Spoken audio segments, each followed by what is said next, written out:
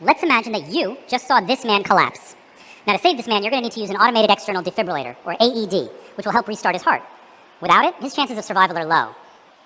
Imagine this is you. You see a man lying on the ground, but now you get out your AR-powered AED. You take out the glasses.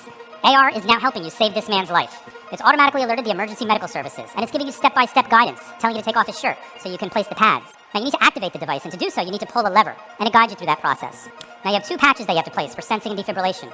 The first is in the left inferior chest, and computer vision guides you so you can place this in the optimal position. Now, you guys have to place the right superior patch, and you use the same process. Now, the system tells you that it's going to be sensing whether or not there's a rhythm that's shockable.